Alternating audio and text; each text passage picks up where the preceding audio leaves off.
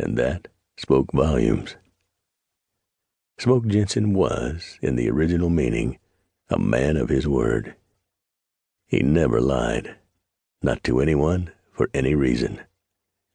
Old Preacher had taught him the value of honesty, courage, determination, and all the virtues that, to his consternation and sorrow, Smoke found dying out far too fast in his own country. Those lessons in basic morality had served him well over the years, got him in and out of fights far better than sheer brute strength or viciousness alone. Fighting had been a large part of Smoke's life. He recalled that barely a year ago he had been in a fight to the finish against Major Cosgrove and Jack Biggers, with Pasco, the nephew of Carbone, siding him. That had been up in Red Light, Montana, where Smoke and his wife Sally had fought for the rights of Smoke's niece, Jenny. Before that brouhaha ended, nearly half of the trash class of gunfighters west of St. Louis had been hustled off to meet their maker. A town lay in ruins, and those behind the scheme to defraud Jenny had paid the ultimate price.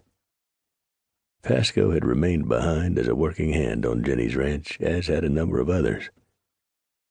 Once more taking in the splendor of his beloved mountains, Smoke Jensen wished them well. Jenny was a good girl and deserved the huge valley-wide ranch she had acquired.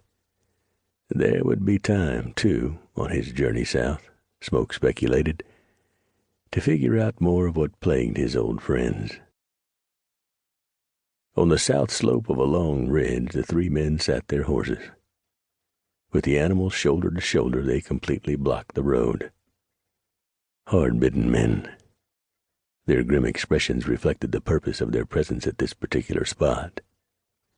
Len Banks on the right, and Lonnie Banks on the left were brothers, and shirt-tail relatives of the man in the middle, Myron Forbes. Neither of the Banks brothers particularly liked what Forbes had in mind, yet they felt compelled to see it through. It would take all three of them, they knew that much. One hell of a tall order to face down the man they sought. "He has to come this way," Myron Forbes said, desperate urgency crackling in his words. "From what we learned, he has to."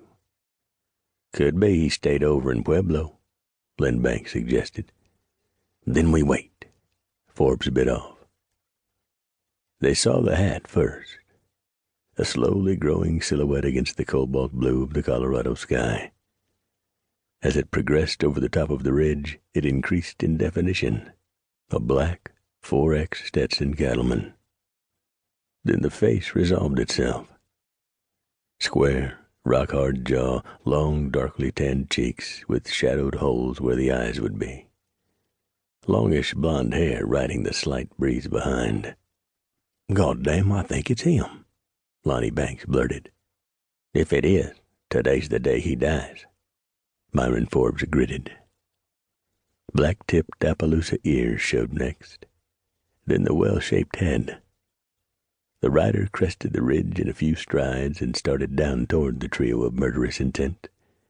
When he drew within 25 feet, he reined in.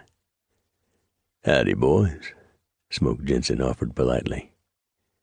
"You Smoke Jensen," Myron Forbes growled. Smoke Jensen recognized the challenging tone and sighed sadly. He released his reins and used his bent left thumb to ease up the brim of his hat. "I might be. Why?" "If you are, we came to kill ye," Forbes snarled. "Do you mind telling me why exactly you intend to kill me?" Smoke asked in the reasonable tone he forced himself to use. "You ought to know. I'm Myron Forbes," the big man snarled. "I'm supposed to know you." "Know the name for sure. You killed my baby brother, shot him in the back." Smoke Jensen slowly shook his head, the sadness a heavy mantle around his shoulders.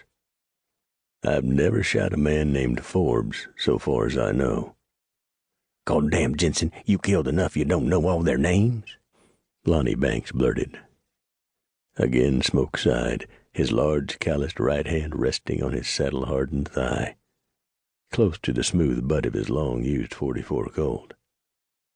"I regret to say that."